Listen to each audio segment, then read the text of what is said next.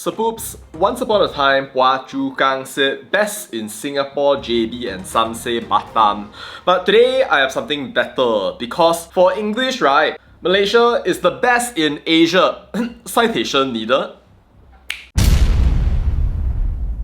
So poops, according to World of Buzz, Malaysia has now become the #1 English proficiency country in the entirety of Asia. We beat Philippines, we jumped ahead, brushing off our past humiliation from Singapore as finally we claim the crown. And so, henga, we beat Singapore! So you might declare, taking this flag and being all Majulah Malaysia, amongst other things. What a wonderful Instagram post, so wonderfully misleading. So poops, all you need to do is scroll down a little when you're looking at that post and you'll see that Singapore was excluded from the 2025 rankings after being reclassified as a native English speaking country. That's right, so poops, Singapore gets yeeted out from the EF rankings and suddenly it's no longer part of Asia, and we can rejoice and celebrate and we can tell ourselves Nega Cel Chalaka, we are the best. So yeah, so poops,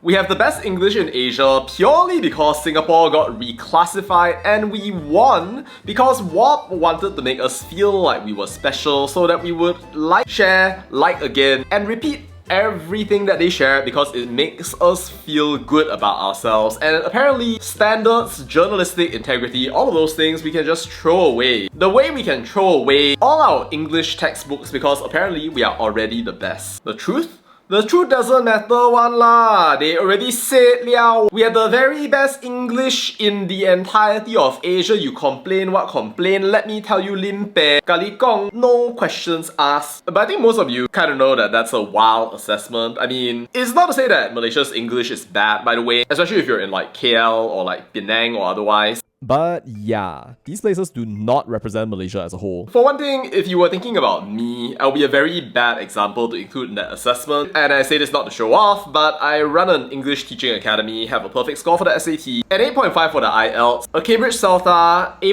for SPM, and A* for IGCSE First Language English. And by the way, a 96 out of 100 for EF's own assessment. So by all accounts, I am what we call an outlier, and there's no way that I represent the majority of Malaysians in terms of English proficiency at large. People having good English is generally only true in the urban centers. And you go around to a place like Kelantan, Kedah, the Pedalamans, the really ulu, you're not going to be able to speak in English with people so easily. Granted, it is true that EF made a ranking, and the fact that we are ranked #1 in Asia could just mean that other countries are just that much worse. I mean, if you had an exam like this, your entire class of 10 students took it and you got 3 questions correct, everybody else got only 1 question right. Congratulations, I clap for you. You are #1 in the class, but it's not because you're smart, it's because everybody else is dumb.